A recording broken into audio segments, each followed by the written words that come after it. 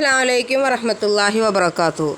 നാം ദുആ ചെയ്യുമ്പോൾ എന്താണോ അള്ളാഹുവിനോട് ചോദിക്കുന്നത് അത് ആവർത്തിച്ച് ചോദിക്കുക. ഞാൻ ഒരിക്കൽ ചോദിച്ചു അങ്ങനെ പറയരുത്. നിനക്ക് ലഭിക്കാനുള്ള കാര്യങ്ങൾ ആവർത്തിച്ച് ചോദിക്കുക. നിങ്ങൾ നിങ്ങളുടെ മാതാപിതാക്കളെ സ്മരിക്കുന്നത് പോലെ അള്ളാഹുവിനെ സ്മരിക്കണം. ചില മുഫസ്സിറുകൾ ഈ ആയത്തിനെ വിശദീകരിച്ചു കൊണ്ട് പറഞ്ഞത് ഇങ്ങനെയാണ്: ചെറിയ കുട്ടികളെ നിങ്ങൾ കണ്ടിട്ടില്ലേ? അവരുടെ ചെറുപ്രായത്തിൽ വാക്കുകൾ പഠിച്ചു തുടങ്ങുമ്പോൾ അവൻ്റെ മാതാപിതാക്കളുടെ പുറകിൽ എപ്പോഴും ഉണ്ടാകും. ഓരോ സാധനങ്ങൾ വേണമെന്ന് പറഞ്ഞു ചോദിച്ചു കൊണ്ടേയിരിക്കും. തരാമെന്ന് പറഞ്ഞാൽ പോലും ചോദ്യം തുടർന്നുകൊണ്ടേയിരിക്കും. അങ്ങനെ അള്ളാഹു സുബ്ഹാനഹു വ തആലയെ സ്മരിക്കണം. അള്ളാഹുവിനോട് ചോദിക്കുന്നത് തന്നെ വീണ്ടും വീണ്ടും ചോദിച്ചു കൊണ്ടേ ഇരിക്കുക. നബി സല്ലല്ലാഹു അലൈഹി വസല്ലമ പറഞ്ഞു, യാദുൽ ജലാലി വല്ലിക്റാം എന്ന് അള്ളാഹുവിനെ വിളിച്ചുകൊണ്ട് തുടർച്ചയായി നിങ്ങൾ പ്രാർത്ഥിക്കുക. പ്രാർത്ഥന ഒരിക്കലും നിങ്ങൾ നിർത്തരുത്. അതിൽ നിങ്ങൾ മടുപ്പ് കാണിക്കരുത്.